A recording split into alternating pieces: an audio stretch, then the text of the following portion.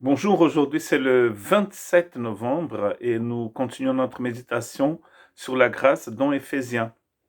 Quand nous arrivons au début du chapitre 2, nous nous rendons compte que finalement le chapitre 2, c'est la continuation de la prière de Paul du chapitre 1.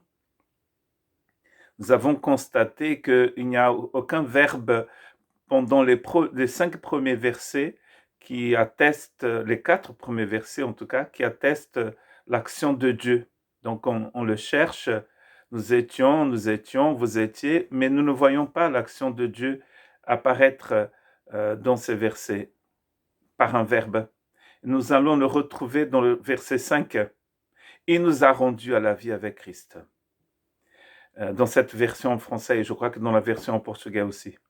Dans la version en anglais, nous allons le retrouver, ils ont placé, les traducteurs ont placé ce verbe au début du chapitre 2, dans le verset 1. Il nous a rendus à la vie alors que nous étions morts, etc. Donc on voit bien qu'il y a un lien entre ces premiers versets du chapitre 2 et la prière de Paul du chapitre 1. Vous savez que parfois, les divisions qu'on nous a proposées des chapitres et des versets devient un piège.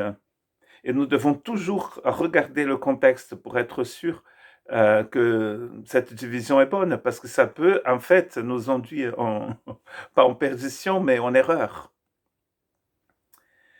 Comment il finit en fait ce que nous appelons le chapitre 1?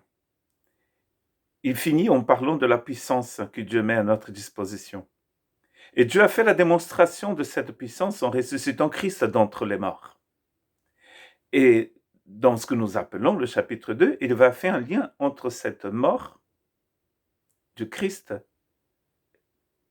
entre cette résurrection qui a suivi sa mort et la nôtre. Pas une résurrection seulement du corps, mais une résurrection comme celle dont parlait Jésus déjà dans le livre de Jean, où il disait que le Père et le Fils ressuscitaient les morts. C'est-à-dire que le Fils donne la vie éternelle à ceux qui n'en ont pas.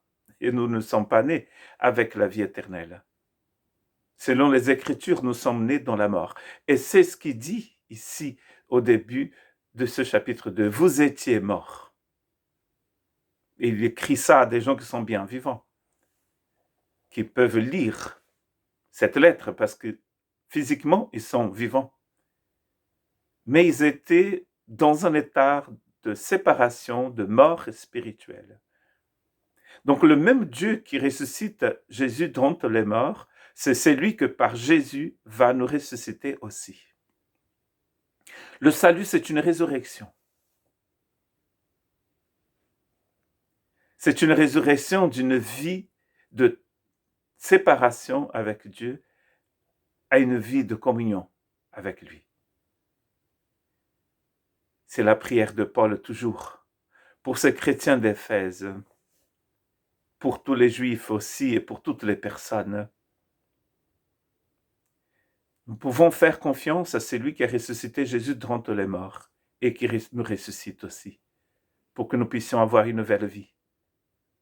Nicodème était religieux, il vient voir Jésus de nuit, il dit « Seigneur, tu es un maître, tu es quelqu'un de bien. » Il jetait des fleurs au Seigneur, il disait « Tu es quelqu'un de très bien parce que ce que tu fais, personne ne peut faire. » Et Jésus dit « Mais je te le dis en vérité, si tu n'es pas né d'en haut, tu ne peux pas rentrer dans mon royaume.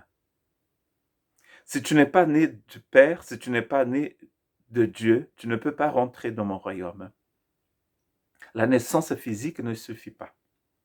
Nous avons besoin de résurrection. Et seul Jésus, avec cette puissance qu'il a, il peut nous ressusciter. Et dans cette partie d'Éphésiens, Paul va nous expliquer comment il a fait. Comment nous sommes passés d'une situation de désespoir et de peur, d'une situation sans avenir, à la gloire de Dieu, au partage de la gloire de Dieu, comme il dit dans la première partie.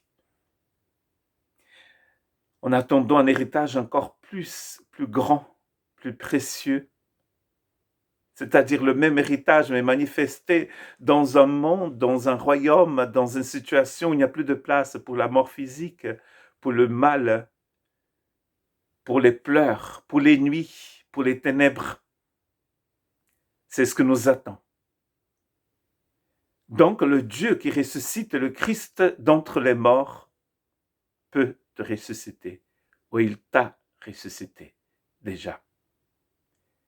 Et si notre cœur, si votre cœur est rempli de joie, la joie du Saint-Esprit, car le royaume de Dieu n'est pas ce que vous mangez ou ce que vous buvez, mais c'est la joie et la paix, la justice, c'est agapé. Ce sont ces qualités divines que le Saint-Esprit a mis dans notre cœur. Quand est-ce que le Saint-Esprit met tout cela dans notre cœur? Quand est-ce qu'il déverse dans notre cœur l'amour de Dieu? Le jour où Jésus nous ressuscite. Que Dieu vous bénisse.